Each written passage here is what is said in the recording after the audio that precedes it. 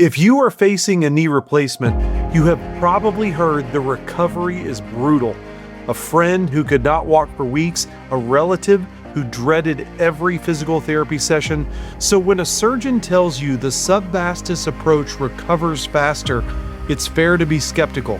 Here is the honest answer, and I am going to show you the evidence, not just my opinion.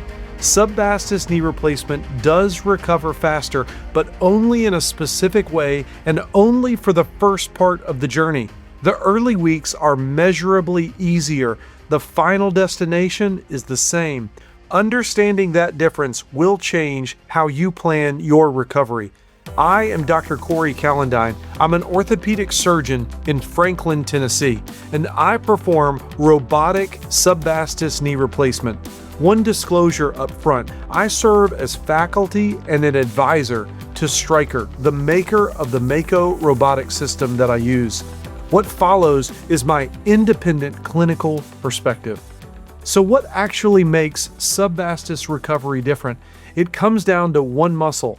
In a standard knee replacement, the surgeon reaches the joint by cutting through the quadriceps tendon at the front of the thigh.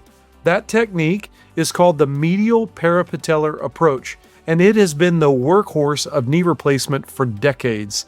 It works well, but cutting the extensor mechanism, the muscle and tendon that straighten the leg, is exactly what makes the early recovery hard.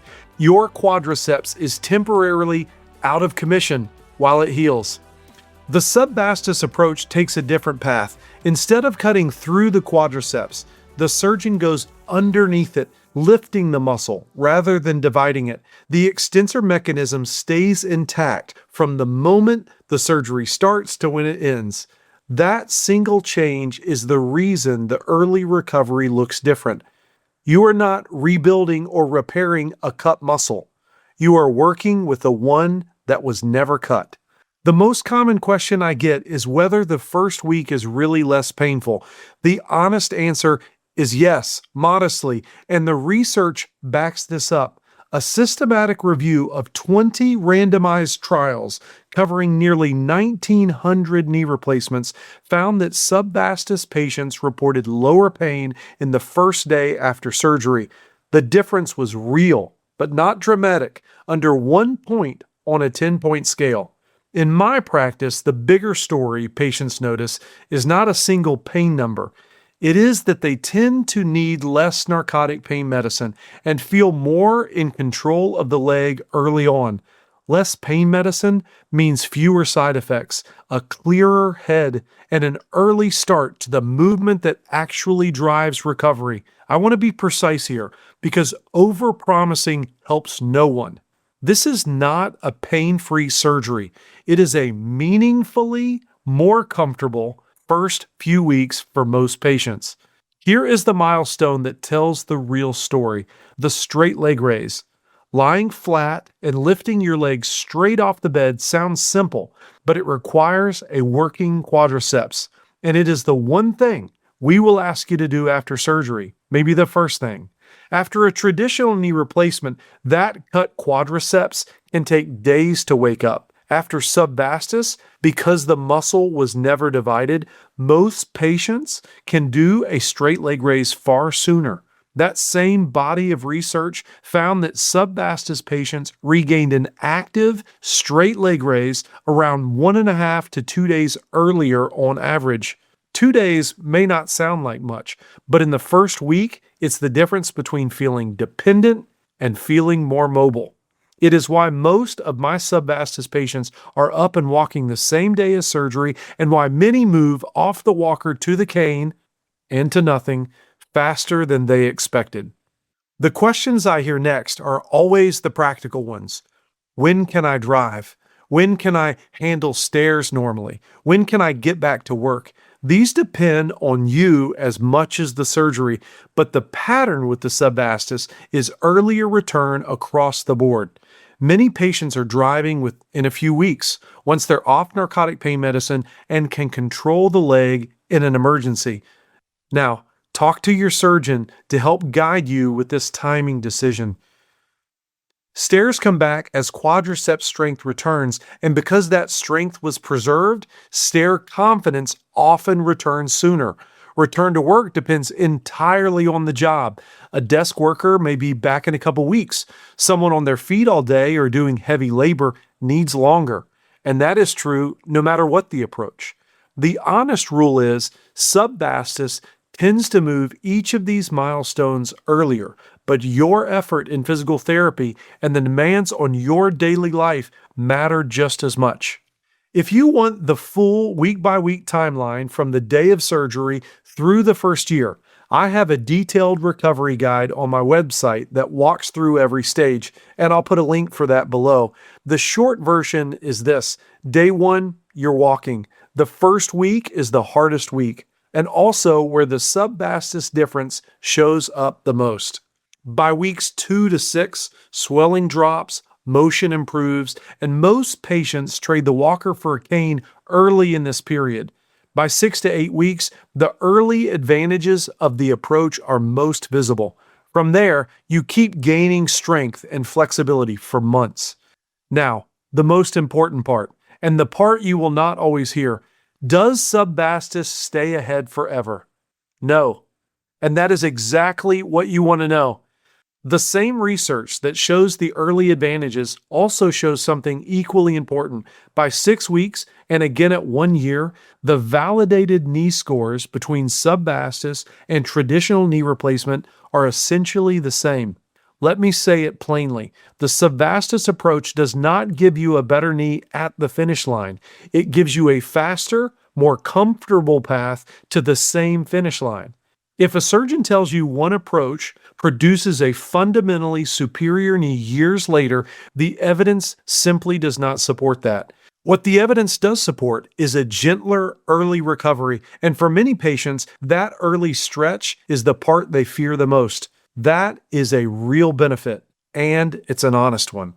So if the subvastus approach has these early advantages, you might be asking the obvious question, why doesn't every surgeon do it? It's a fair question, and the honest answer is about difficulty, not doubt. Splitting the quadriceps tendon, the traditional approach, gives the surgeon a wide, familiar view of the joint, and the kneecap moves out of the way easily. Going underneath the quadriceps instead leaves a tighter, more confined window to work through. That smaller corridor takes time to learn, specific instruments to help, and real comfort with the technique. It can also be genuinely harder in patients with significant deformity or larger body types where exposure is already more demanding. And the same research that shows the early recovery benefits is honest about the trade-off. The subvastus approach tends to add around 10 minutes to the operation. Now, for a surgeon who performs it routinely, that's a fair trade-off for an easier patient recovery, and the surgery time difference does go away with surgeon experience. For a surgeon who does not routinely do this approach, the traditional approach is the safer approach because familiarity and good exposure matter for a good result. Neither decision is wrong. What matters is your surgeon is doing the approach they do well and do it often. If the subvastus approach matters to you, the simplest question to ask is how frequently your surgeon performs it. There is one more piece to how I approach this, and it's why I combine the subvastus technique with Mako robotic assistance. Think of it as solving two different problems at once. The subvastus approach answers how to reach the joint with the least disruption to the muscle that powers your recovery. Robotics answers a different question entirely: how precisely the new joint is planned, positioned, and customized to you. Before surgery, a CT scan builds a three-dimensional model of your specific knee. That model lets me plan the implant size, alignment, and position in advance.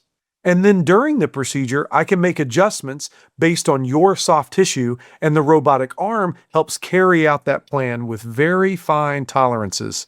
Better precision means the implant matches your anatomy more closely and needs fewer soft tissue releases to balance the knee, which is part of what patients mean when they say the knee feels natural. So the two pieces are not competing ideas. They are not the same idea twice. The muscle sparing approach protects your early recovery, the part you feel in the first weeks. The robotic precision is aimed at how the knee fits and functions over the long run. I use them together because a good outcome wants both a gentle path in and an accurate placement once you're there. So, are you a candidate? Most people are. The subvastus approach works for the large majority of knee replacement patients, though very significant deformity or certain body types can make the muscle sparing exposure harder. And that is a judgment your surgeon makes with you. The best way to know is a conversation and a look at your x-rays. I perform robotic subvastus knee replacement in Franklin, Tennessee, serving patients mainly across Nashville and Brentwood, Spring Hill, Middle Tennessee. And I combine the subvastus approach with Mako robotic precision to plan and place the implant to your specific anatomy. If you are weighing a knee replacement and want to know whether a subvastus approach is right for you, a link to schedule with me for a consultation is below, or reach out to your closest surgeon. Knee replacement is hard work, no matter how you approach it. The goal of the subvastus approach is to make the hardest part a little easier, and we'll be honest with you about the rest. Thanks for watching.